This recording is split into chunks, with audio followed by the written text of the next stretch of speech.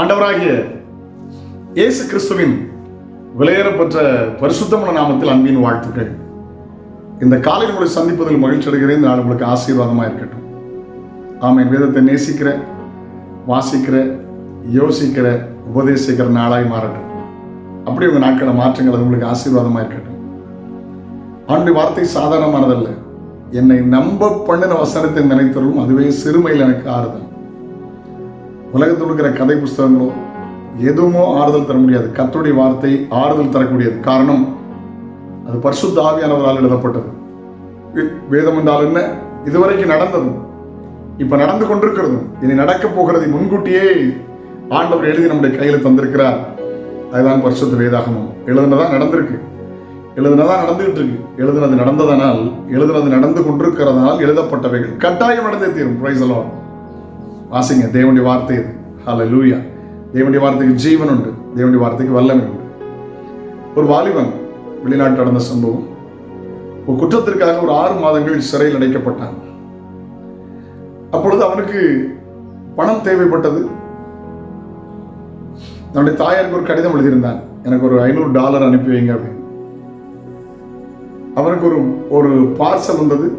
அந்த பார்சலை பிரித்து பார்த்த ஜெயிலர் அதை அவன் கையில் கொடுத்தார்கள். இது பைபிள். ஒரு கடிதம் இருந்தது. அன்பு மகனே, வேதத்தை வாசி, அதை நேசி, ஜெபம் பண்ணி எழுதியிருந்தது. அவனுக்கு பயங்கர கோபம். எனக்கு ஒரு $500 தேவை, ஏதாவது எனக்கு தின்பண்டங்களை வாங்கி சாப்பிடுவேன், ஏதாவது முடியும்.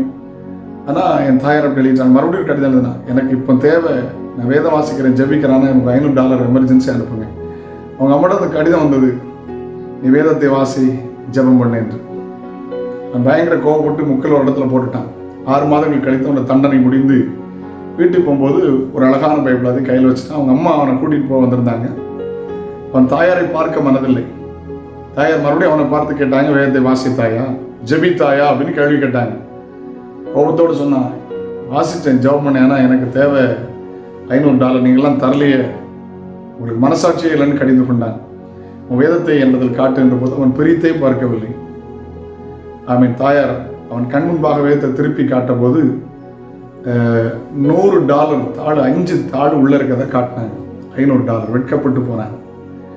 வேதத்தில் குடும்பத்துக்குரிய ஆசீர்வாதங்கள், தனிப்பட்ட வாழ்க்கைக்குரிய ஆசீர்வாதங்கள், பொருளாதாரத்துக்குரிய ஆசீர்வாதங்கள் எல்லாவற்றையும் கர்த்தர் எழுதி வைத்திருக்கிறார். கர்த்தருக்கு ஸ்தோத்திரம். ஹல்லேலூயா. அதை நாம் மறந்து வாழ்கிறோம். வேதத்தை நேசிக்கிறவங்க தான் மிகுந்த சமாதானம் உண்டு, அவங்களுக்கு இடத்தில் இல்லை. ஆமென். கருத்தோடு வேதத்தை வாசிங்க, அது உங்களோடு பேசும், அது உங்களுக்கு ஆறுதலாக இருக்கும். அப்படிப்பட்ட நாட்களாய் மாறட்டும். கர்த்தர்களை ஆசீர்வதிப்பார். கர்த்தருடைய வசனம் கால்களுக்கு தீபம், பாதைக்கு வெளிச்சமாக இருக்கிறது. வாசிக்க கேட்கலாம். உம்முடைய வேதத்தை நேசிக்கிறவர்களுக்கு மிகுந்த சமாதானம் உண்டு. வேதத்தை நேசிக்கிறவர்களுக்கு மிகுந்த சமாதானம் உண்டு, அவர்களுக்கு இடறுதல் இல்லை. அவர்களுக்கு இடறுதல் இல்லை. சங்கீதம் 119, 165. ஆமென்.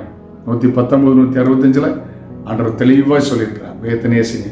அப்படிப்பட்ட நாட்களாய் மாறட்டும். நாளை உங்களை சந்திக்கிறேன். அது ஒரு ஆண்டுடைய கிருபை உங்களை தாங்கட்டும். ஜெபிக்கலாமா? தகப்பனே, இயேசு கிறிஸ்துவின் நாமத்தில் ஜெபிக்கிறோம். ஏதோ கடமையாய் வாசிக்கிறதல்ல ஆண்டவரே, தேவனுடைய வார்த்தை என்று உணர்ந்து தியானித்து வாசிக்க கிருபைதான். நன்மை கிருபை தொடரட்டும்.